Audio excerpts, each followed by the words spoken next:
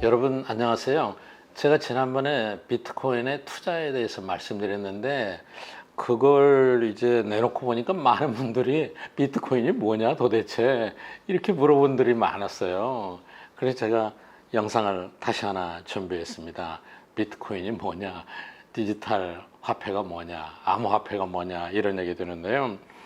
이런 비트코인은 지폐나 동전과는 달리 어떤 물리적인 형태가 없습니다. 온라인으로 거래가 되는 통화인데 디지털 통화라고도 얘기하고 가상화폐라고도 얘기하고 암호화폐라고 얘기합니다. 근데 비트코인은 이 비트하고 코인, 동전이죠. 그걸 결합한 건데 비트코인이 대표적인 거고 유사한 가상화폐, 암호화폐는 엄청 많습니다. 지금도 뭐 우리나라에도 130여 개나 상장돼 있고 세계 곳곳에 굉장히 많이 있습니다. 아시아에서는 싱가포르에서 많이 상장되고 있고요. 근데 이거는 이 나가모토 사토시라는 이 가명의 프로그래머가 이 가치가 계속 떨어지지 않는 어떤 디지털 통화를 개발해야 되겠다 이렇게 해서 만드는 거예요. 그때가 이제 2008년, 9년 이때 미국의 금융위기가 심했잖아요. 그래서 이제 달러 가치가 폭락을 했었는데 이러한 법정 화폐를 대신할 수 있는 이 온라인 세대에 맞는 새로운 디지털 화폐를 개발해야 되겠다 이런 발상으로 시작이 됐습니다. 그런데 비트코인의 특징은 정부나 중앙은행 또는 금융회사 이렇게 어떤 중앙 집권적인 중앙 집중적인 어떤 권력, 파워, 공인 이거에 개입 없이 거의 개인끼리 분산돼서 작동하는 화폐입니다. 이런 걸 창출해요. 이 정의에서 여러분이 벌써 몇 가지 의문을 가지실 거예요. 이 어떤 한국은행이나 미국의 연방준비은행이나 이런 데서 공인이 없이 그 통화가 어떻게 신뢰를 가질 거냐. 그런데 그거를 이제 보충하는 기술이 블록체인이라는 기술입니다. 이 두 가지에 대해서 여러분이 신뢰를 가지신다면은 BTC를 이해하고 이제 또 혹시 사실지도 모르겠어요. 그렇기 때문에 이 BTC는 은행을 거치지 않고 개인과 개인이 직접 거래할 수 있게 돈을 주고받을 수 있도록 분산화된 거래 장부 방식을 도입하는데 이게 바로 블록체인입니다. 그래서 거래가 이루어질 때마다 컴퓨터 시스템 상에서 공개된 장부에 새로운 기록이 추가되는 겁니다. 저도 경제학자라 이 알고리즘을 잘 몰라요. 그렇지만 제가 아는 지식으로 쉽게 말씀드리자면은 이거는 우리 등기부 등본 같은 거예요. 여러분 부동산을 사고 팔 때 등기부 등본을 보시면은 과거의 이력이 쫙 나오잖아요. 그거가 이제 그 집의 소유주의 역사죠. 비트코인이 바로 그거예요. 여러분이 비트코인을 거래할 때 사시면은 그 역사가 그 비트코인의 시스템상에 쫙 보관이 되는 거예요. 그런데 그 시스템상에 보관된다는 것은 그거를 갖고 있는 분산화된 사람마다 모두 다 갖고 있기 때문에 이게 다 일치돼야만 통행이 된다는 거죠. 다음에 한번 제가 이 부분만 자세히 설명을 하도록 하겠습니다.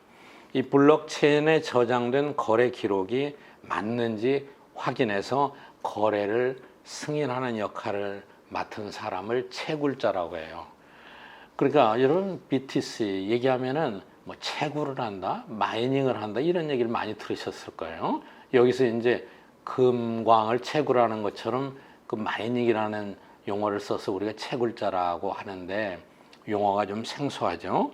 그런데 이 블록체인에 저장된 거래 기록이 맞는지 확인해 주는 거고 그 사람이 마이너, 그 채굴자가 되는 거고 이거를 이제 사람이 직접 하는 건 너무 힘듭니다. 그렇기 때문에 컴퓨팅 파워, 전기를 써가지고서 계속해서 돌리면서 이거를 찾아가는 것인데 이 비트코인을 채굴하는 사람 힘이 많이 들죠.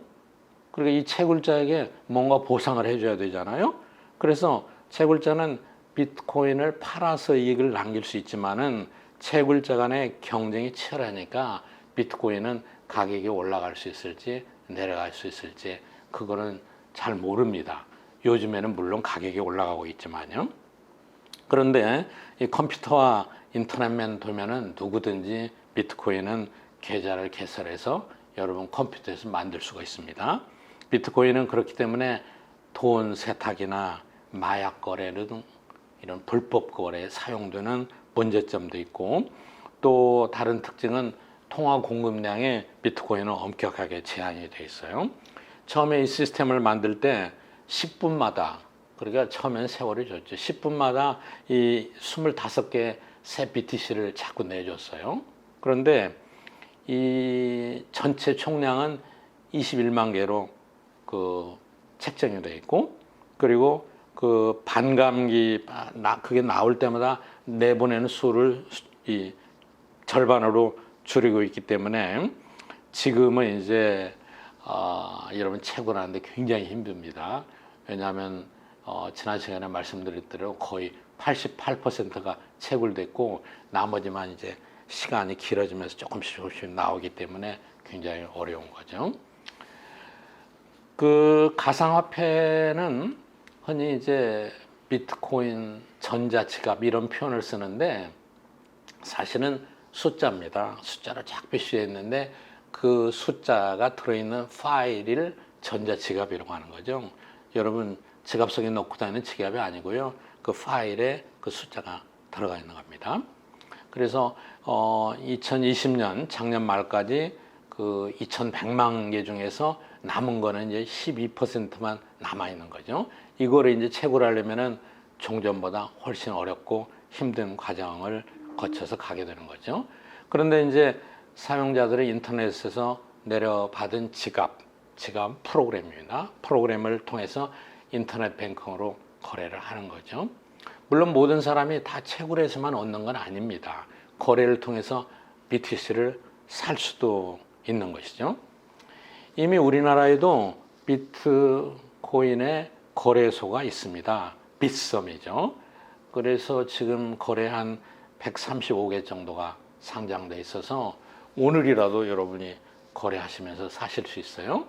그런데 이제 최근에 관심을 갖고 있는 것은 이 비트코인의 마이닝이 중국에서 제일 많이 이루어졌어요. 중국이 전기료도 싸고 또 컴퓨터 값도 싸고 하니까 일부에서는 뭐 농장에다 완전히 슈퍼컴퓨터를 차려놓고 비트코인만 채굴하는 사람도 많았다고 그래요. 그래서 중국이 2017년 9월부터 이거를 금지시켰습니다. 공개하는 것도 금지시키고 불법 거래하는 가상화폐 거래소를 다 폐쇄하고 그랬는데 재밌는 것은 최근 들어서 중국이 디지털 위안화, 중앙은행에서 개발하는 디지털 위안화를 개발하기 시작했어요. 그래서 아마도 올해 2021년에는 세계 최초로 중앙은행이 발행하는 디지털 통화가 나올 거다, 이렇게 보는 사람이 많습니다. 중앙은행에서는 중국의 인민은행인데 이 경화, 동전 같은 거죠. 그리고 그 기축통화죠.